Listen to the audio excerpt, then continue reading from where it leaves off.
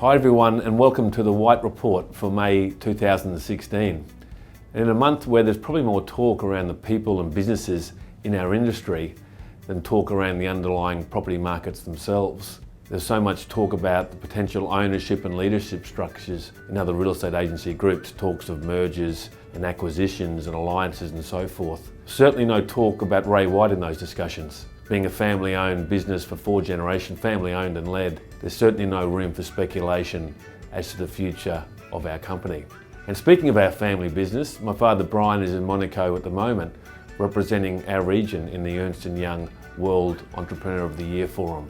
A chance for us to express our business history, our family history on the world stage and learn from other amazing family businesses at that forum in Europe.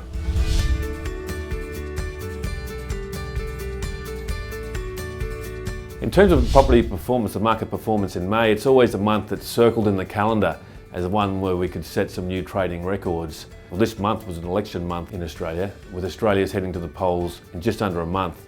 The consistent press speculation querying the health of the property markets had us all a little bit cautious, and our expectations a bit dampened than in prior years.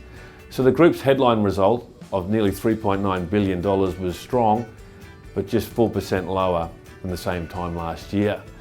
The result was largely held up by another fantastic result in New Zealand, nearly $850 million of traded business. 12 New Zealand offices had personal best months, an overall 20% increase on May 2016 compared to May 2015, an amazing effort from the Kiwis. In Australia, our result was down 13% on prior years, although Queensland did post an increase on prior year. Even though Australia and New Zealand figures are a little bit softer, they still represent consistent numbers when compared with April. The falling sales volume in New South Wales and Victoria is driven by a lack of stock available in so many parts of these states, really low stock numbers contributing to lower figures. With so many factors such as strong headline prices, low interest rates and little competing stock on the market, now is a great time to be selling, yet many vendors are preferring to wait. Could this be till after the election? We'll have to wait and see. Our key metric to measure customer experience and satisfaction, the Net Promoter Score, also remained consistent in May, strong at 79.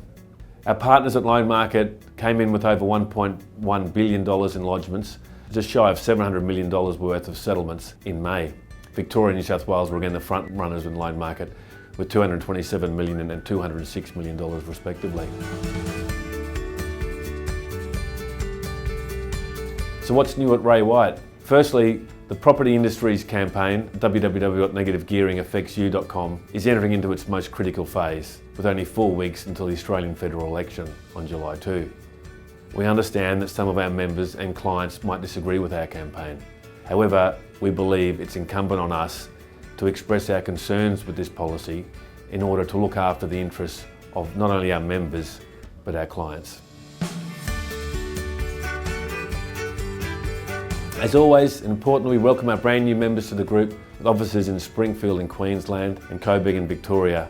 And we welcome new owners of Ray White Canberra, Carlingford and Cherrybrook in New South Wales and South Morang in Victoria. Finally, we also welcome Mark Bullock, who has joined as Director of Asset Management and Advisory in Ray White Hotels. He brings our whole group deep knowledge of the accommodation sector and continues Ray White Hotels' momentum in that important sector. Welcome, Mark.